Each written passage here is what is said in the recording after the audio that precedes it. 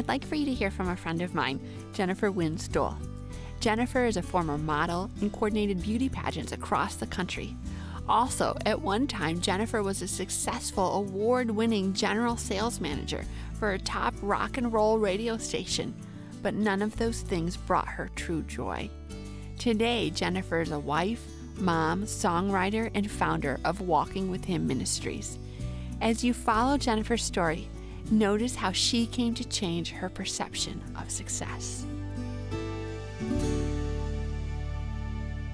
As I look back over how I ended up in an extravagant lifestyle, it wasn't a goal of mine that I thought I want to live in a big house and have lots of things, but subtly, as I moved through my life and grew in my responsibilities and my income, I began collecting things, and I thought I was managing them, but they began managing me.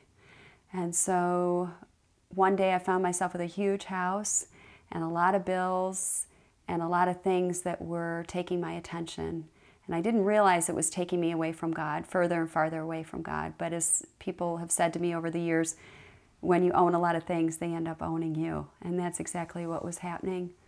So we did have a lot of things. Through my husband's family business, we had the privilege of having a private jet through the business, so we were able to travel sometimes very easily. We had a very large house with lots of bathrooms, lots of square footage, and lots of bills to come along with that. So I didn't see myself being imprisoned at that time, but as I look back, those things weighed so heavily upon my mind and the responsibility of caring for them that it took me down a path farther and farther away from the Lord, I realize now. I really had a lot of friends. I had a lot of accolades. I was in the paper. I had a great job. I was making impressive money. My husband had a great position in his family business. And then things changed. We went through a financial change with his company and with other things involved in our lives where the big house and all these things were in jeopardy. And I remember being part of groups where we had friends and they were caring friends. And I remember meeting with a woman that I was friends with, and I opened my heart to her and shared how bad it was and really said, this is all falling down around us. We possibly may lose everything. And she looked at me and she said, I know what you need to do. I know what you need to do. And I was hanging on every word, and I said, what do I need to do? And she said, no matter what you do, don't lose your house. Don't give up your house.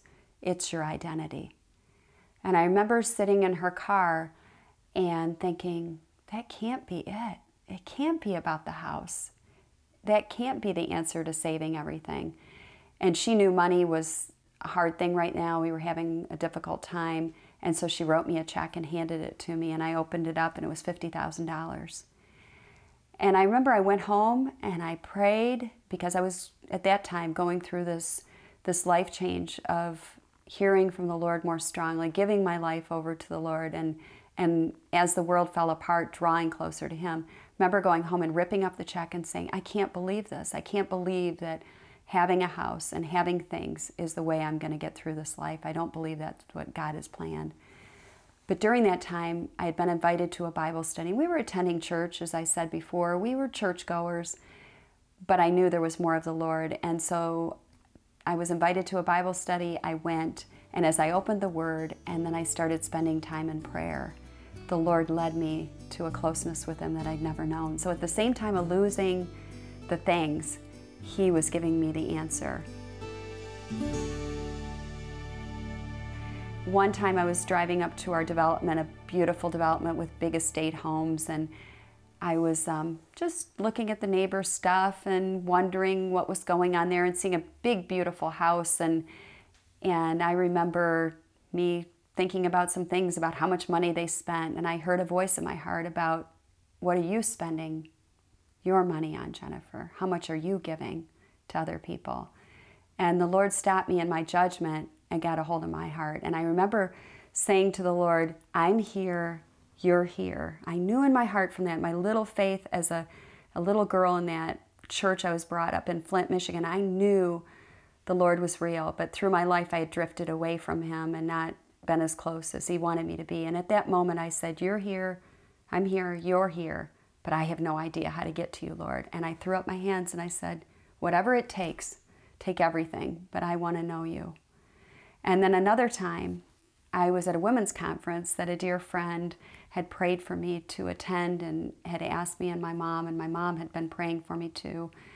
And the speaker was sharing about living a victorious life and really living in submission. And she asked if anyone wanted to accept the Lord with heads bowed, and I shot to my feet. I remember feeling the conviction that Jesus was all I could ever have that was going to mean anything to me. I remember peeking around the room. There were probably 1,000, 1,500 women. There were probably only 5, 10 women standing up, just a few. But I remember thinking, I don't care what anybody thinks. I so want Jesus. I used to judge my life on different measurements. I used to have confidence if I had money in the bank, or if things were going well, if my family was happy, if my friends were pleased with me. I wanted their approval. And those things are very addictive. When you get into measuring your happiness according to your wellness in people, in finances, you can have a really unrealistic view of your own wellness. And I remember just before we had our great breakdown, I was in the papers. I had a lot of money, all those things. I was being applauded in awards and other things and in success. I had no idea I was spiritually bankrupt, but God did. And so now I don't measure my life that way. I measure my life in my closeness from the Lord. If I don't feel close to Him, if I don't have peace, I meditate a lot on Galatians 5:22 on the fruits of the Spirit.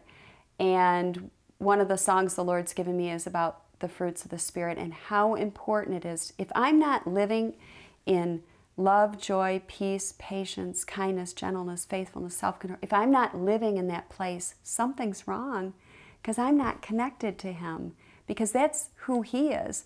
So if I'm living in discomfort, fear, irritation, irritability, I'm living in my skin, not in my spirit. So I measure things in a very different way. I measure them in my closeness to the Lord and my submission to the Lord.